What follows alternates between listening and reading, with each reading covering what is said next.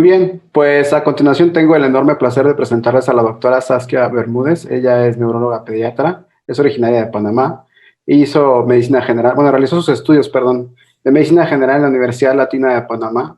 Además, realizó pediatría en el Hospital del Niño también en Panamá. Es neuróloga pediatra por el Hospital Infantil de México, Federico Gómez, además de haber realizado neurofisiología clínica, electroencefalografía y epilepsia en la Cleveland Clinic en Ohio, Estados Unidos.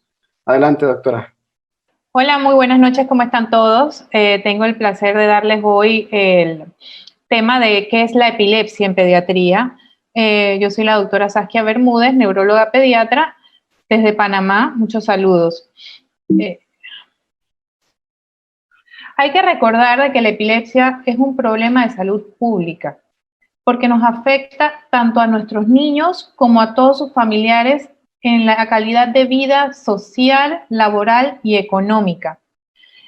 Recordando siempre de que cada persona tiene de 3 a 5% de riesgo de padecer en algún momento de la vida una crisis epiléptica. Se oscila más o menos, o se dice más o menos que tenemos una proporción de que por cada 1000 habitantes, 7 personas presentan epilepsia. Eso nos lleva a que alrededor de todo el mundo un 40 a 50 millones de pacientes tienen diagnóstico de epilepsia. La epilepsia es una enfermedad que es crónica y recurrente, pero es muy importante saber que la prevalencia de esta enfermedad involucra mayormente a los pacientes pediátricos, a los niños, ya que el 76% de los pacientes que padecen epilepsia son detectados antes de llegar a la adolescencia.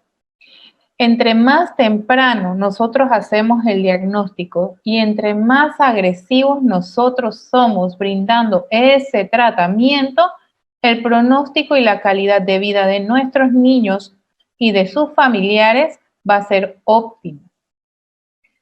Es importante recordar de que en nuestros países latinoamericanos la prevalencia es mucho más alta que en los países industrializados y esto se debe a que todavía nosotros tenemos bastantes dificultades en lo que son los monitoreos prenatales, durante el parto y postnatales. Y lo más importante es que tenemos un tabú muy importante en la sociedad al hablar de epilepsia, de que el apego al tratamiento en los países latinoamericanos es sumamente bajo en comparación a los países industrializados y eso les lleva a ellos a tener mucho mejor pronóstico a largo plazo en sus pacientes, en sus niños detectados de manera temprana en comparación a nuestros países latinoamericanos y subdesarrollados. Las usuales causas o las más frecuentes para epilepsia en los niños pequeños, en los neonatos recién nacidos, menores de 28 días de vida, se debe a encefalopatías hipóxico-isquémicas, es decir, que nos quedamos sin oxígeno, infecciones en nuestro sistema nervioso central, tipo meningitis o encefalitis, alteraciones hidroelectrolíticas, que se le baje el azúcar, que se le baje un electrolito como el sodio, o que tengamos alteraciones en el calcio, que tengamos deficiencias en ciertas enzimas o ciertas enzimas metabólicas del cuerpo, o porque al nacer nos falta a nosotros todavía colocar una cosa que se llama vitamina K y al no colocarse puede causar una hemorragia cerebral o presentar malformaciones del sistema nervioso central. En nuestros niños lactantes, es decir, entre 1 a 2 años de edad, y en los niños ya hasta los 5, 6, 7, 8, 9, hasta 10 años de edad, lo más frecuente que vamos a encontrar son las crisis por fiebres. Las convulsiones febriles no son epilepsias, ¿ok? Entonces, las epilepsias a estas edades lo más frecuente es por infecciones del sistema nervioso central, intoxicaciones, alteraciones también en los electrolitos y, como Dios manda, ya el diagnóstico de epilepsia, que posteriormente conversaremos por qué se da. Y en los adolescentes es muy común que se deba a que los niños no tienen el apego al tratamiento que deseamos o que tengan un trauma craneal o alguna malformación o lesión ocupativa como un tumor en la cabeza. Entonces, ¿qué es la epilepsia? A esto vinimos, ¿no? La epilepsia es una afección de nuestro cerebro en donde generan descargas asincrónicas anormales que posteriormente te va a dar manifestaciones motoras, psíquicas, autonómicas, con consecuencias neurobiológicas, cognitivas y psicosociales.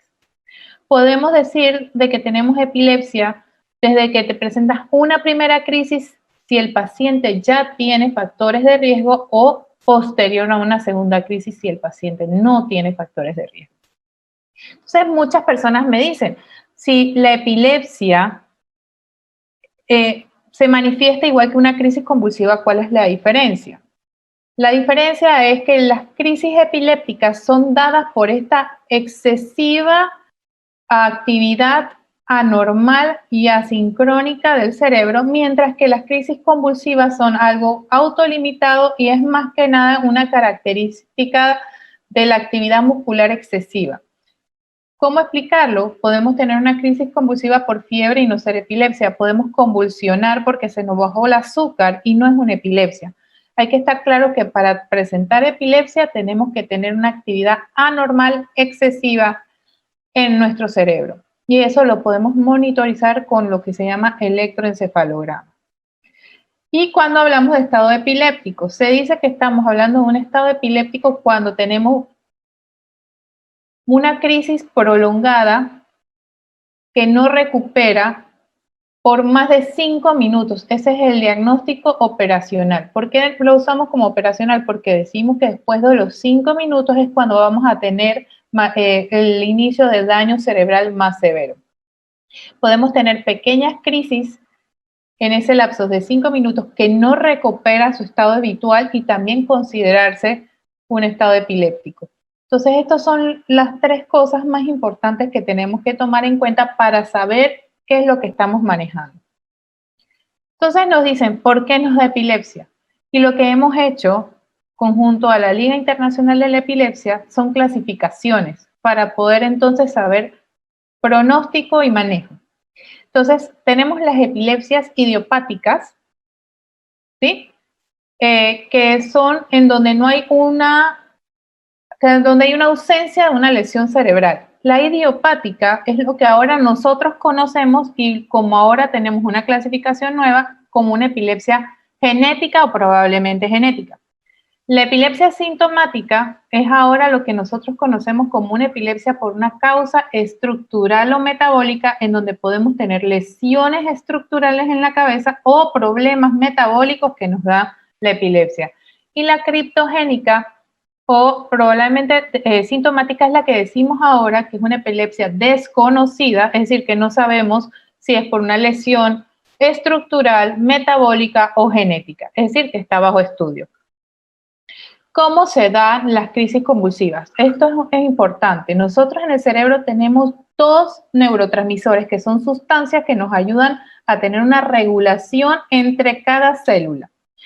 En el momento en que hay un desequilibrio en la cantidad de esas sustancias en las células del cerebro, entonces se da la descarga anormal o la asincronía excesiva de la actividad de las células del cerebro. Si tenemos un aumento marcado de la sustancia que se llama glutamato y una disminución del GABA, el GABA evita que se den las crisis y el glutamato nos predispone a que se dé. Entonces, si tenemos un equilibrio, la célula está tranquila.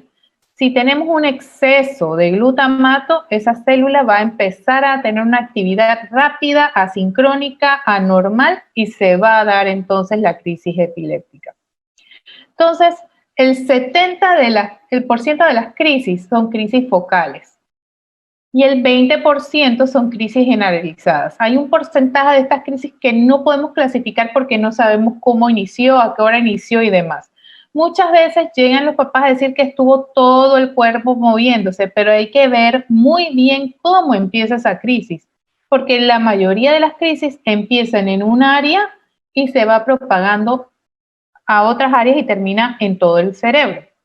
Lo que necesitamos ver es en qué área del cerebro empieza, según las características de cómo ustedes ven que las crisis se están dando. Aquí hablamos de que tenemos un área con una lesión y vemos cómo hay una hipersincronía y esa hipersincronía puede pasarlo al otro área del cerebro o a todo el cerebro. O sencillamente tenemos una crisis en todo el cerebro, que son las crisis generalizadas. Quiero recordarles que el 70% son focales, es decir, en una sola área del cerebro, y de ese 70% hasta un 35% no va a responder a tratamiento de manera sencilla o fácil.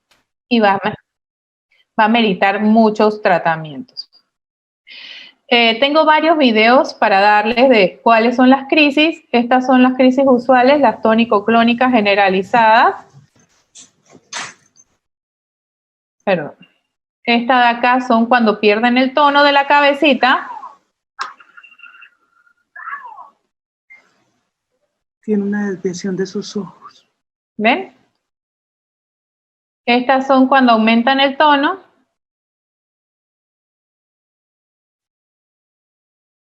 Estas de que movimientos clónicos, sincrónicos, rítmicos. Esta es cuando tenemos mioclonías, que son con pequeños saltos. Se refiere a sacudidas repentinas involuntarias de un músculo o un grupo muscular. Y esta de acá son crisis de ausencias. Nosotros lo que hacemos es que ponemos al paciente a soplar por 3 minutos y evaluamos qué es lo que le sucede a la paciente.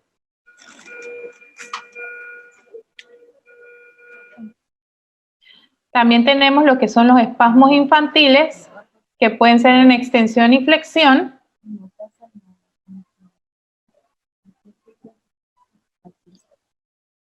Y tenemos las que son caídas de la cabeza, que son dentro de las epilepsias generalizadas. Estas epilepsias siempre vienen de la mano con otros trastornos y otras comorbilidades que posteriormente el doctor Condemaita va a estar conversándoles. Las más importantes son las discapacidades intelectuales, los problemas conductuales, los trastornos de aprendizaje. Para poder hacer un abordaje del diagnóstico de epilepsia, nosotros como médicos necesitamos una buena historia clínica, examinar de manera dirigida a nuestros pacientes, realizar estudios como videoelectroencefalogramas y estudios de neuroimagen. Y posteriormente, si todo sale bien y todavía la causa es desconocida, solicitar un apoyo por genética. Recordemos que cuando hacemos electroencefalograma, a pesar de que salga negativo, no significa que el paciente no tiene la epilepsia, sino que hay que hacer más prolongados con deprivación de sueño y demás. Recordemos que la epilepsia es como cuando tenemos un terremoto.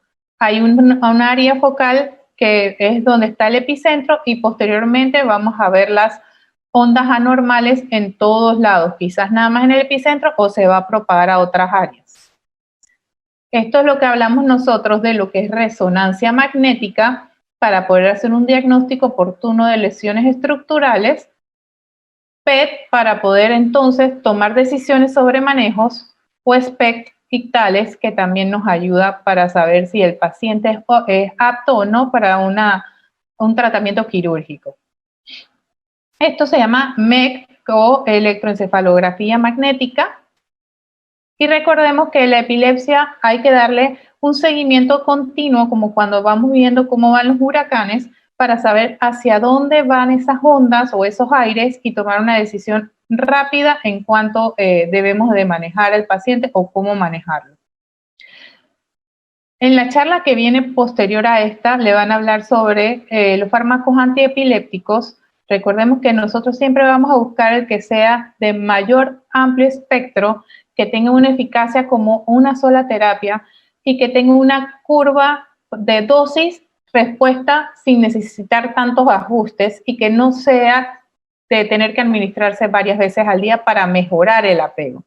Como vemos, estos son los usuales antiepilépticos que nosotros tendemos a usar y que debemos de monitorizar y cuando llegan a estar activos en nuestro cuerpo, para que se den cuenta que no es de manera inmediata. Y estos son los diferentes tratamientos aparte de lo que es los fármacos antiepilépticos. Tenemos lo que es la cirugía de epilepsia, que en algunos casos es curativa o paliativa. Las indicaciones va a depender de cada paciente, saber si tiene un área focalizada epileptogénica y que no le va a afectar posteriormente en un déficit neurológico. Esto es alguna de las cirugías que se hacen, como hemisferectomías o callosotomías, que las callosotomías tienden a ser cirugías paliativas. También podemos colocar estimulador de nervio vago a los pacientes con epilepsias intratables que no son candidatos para cirugía de epilepsia y no responden de manera eficaz a los medicamentos. Es un pequeño generador que se pone infraclavicular y entonces un cable pasa con un electrodo bipolar a través del nervio vago y va mandando impulsos para poder mantener o detener las crisis convulsivas o las crisis epilépticas propiamente dichas. También podemos usar lo que es la dieta cetogénica, que en muchos niños y en ciertas patologías muy dirigidas, epilépticas, es el tratamiento ideal.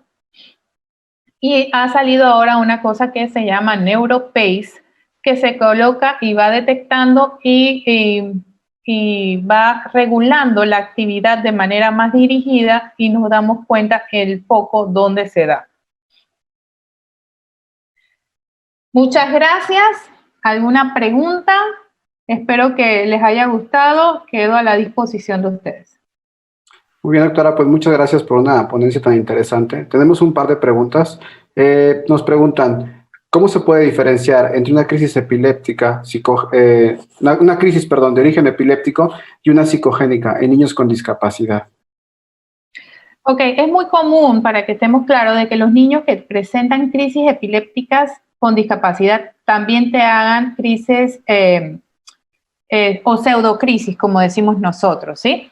¿Cómo lo vas a identificar? Muchas veces nosotros nos ayudamos con lo que es el electroencefalograma, pero vas a ver que la característica de la crisis es diferente, vas a notar que quizás tiene una ritmicidad que no es la propia, o que se recupera de manera más rápida, o que tiene movimientos que no van acorde a lo que es una crisis convulsiva. Es decir, que mueva una mano y de un lado y un pie del otro, entonces lógico está, no va a ser la manera en que va a estar convulsionando. Pero el electroencefalograma es lo que legalmente te va a ayudar a definir eso. Muy bien.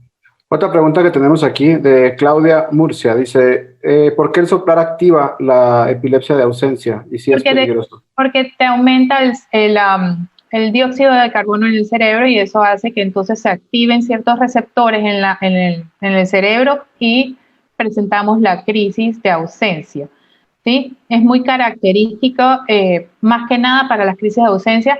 Nosotros evitamos en pacientes que ya sabemos que tienen traumas craneoencefálicos o hemorragias cerebrales o infartos cerebrales, realizar la hiperventilación exactamente por eso, ¿sí? Entonces, pero si el paciente no tiene ninguna de estas cosas que te he conversado y estamos sospechando ausencia, lo ideal es realizar el estudio de electroencefalografía con hiperventilación si queda alguna duda. Definitivamente que cuando tú lo haces en tu consultorio sin tener el electro andando y el paciente te hace la crisis de ausencia, ya tienes el diagnóstico, ¿no? Muy bien. Muy bien. Última pregunta. ¿Los altos movimientos mientras duerme un niño es signo de una posible epilepsia? ¿Lo qué? Los saltos o movimientos mientras el niño duerme. Durante el sueño nosotros, todos, no nada más los niños, sino también los adultos, tenemos una cosa que se llama mioclonías del sueño. Las mioclonías del sueño son totalmente benignas y tendemos a tenerlo durante toda la noche, pero más al comienzo del sueño y al final. Es la sensación que tienes cuando que te vas a caer de la cama y te levantas un poco agitado. Has tenido una mioclonía lo más seguro y eso no es epilepsia. Bien, el resto de preguntas se las haremos llegar para la respuesta posterior. Muchas gracias por su tiempo, doctora. Gracias, cuídense.